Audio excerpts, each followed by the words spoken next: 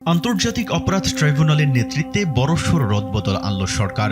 নানা বিতর্কের মুখে থাকা চিফ প্রসিকিউটর তাজুল ইসলামকে সরিয়ে সেই পদে নিয়োগ দেওয়া হয়েছে সুপ্রিম কোর্টের জ্যেষ্ঠ আইনজীবী ও বিএনপি চেয়ারপারসন বেগম খালেদা জিয়ার আইনজীবী প্যানেলের অন্যতম সদস্য অ্যাডভোকেট আমিনুল ইসলামকে। 23 ফেব্রুয়ারি সকালে আইন, বিচার ও সংসদ বিষয়ক মন্ত্রণালয় থেকে এ সংক্রান্ত প্রজ্ঞাপন জারির মাধ্যমে এই পালাবদল নিশ্চিত করা হয়।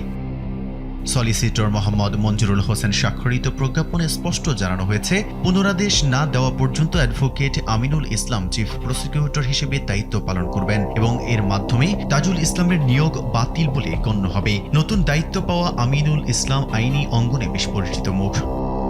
আমিনুল ইসলাম দীর্ঘদিন ধরে সাবেক প্রধানমন্ত্রী বেগম খালেদা জিয়ার অরফানেজ ট্রাস্ট ও চ্যারিটেবল ট্রাস্ট মামলায় আইনজীবী দলের গুরুত্বপূর্ণ সদস্য হিসেবে আইনি লড়াই চালিয়েছেন। এছাড়া বিডিআর বিদ্রোহ ও হত্যা মামলায় আসামি পক্ষের আইনজীবী হিসেবেও তিনি আদালতে জোরালো ভূমিকা রেখেছিলেন।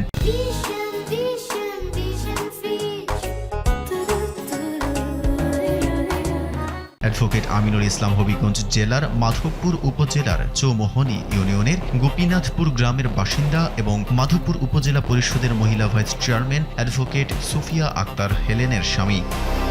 অন্যদিকে বিদায়ী চিফ প্রসিকিউটর তাজুল ইসলামকে নিয়ে নিয়োগের শুরু থেকেই ছিল তুমুল সমালোচনা। গত বছরের সেপ্টেম্বরে নিয়োগ পাওয়া তাজুল ইসলাম অতীতে মানবতা বিরোধী অপরাধে অভিযুক্ত জামায়াত নেতাদের পক্ষে ডিফেন্স টিমে কাজ করেছিলেন। অভিযুক্তদের পক্ষের আইনজীবীকে প্রসিকিউশনের দায়িত্ব দেওয়া নিয়ে দেশে বিদেশে তার নিরপেক্ষতা প্রশ্নবিদ্ধ হয়। এছাড়া এবি পার্টির সঙ্গে তার রাজনৈতিক সংশ্লিষ্টতা বিতর্কের জন্ম দিয়েছিল। মেহেদী হাসান, কালবেলা।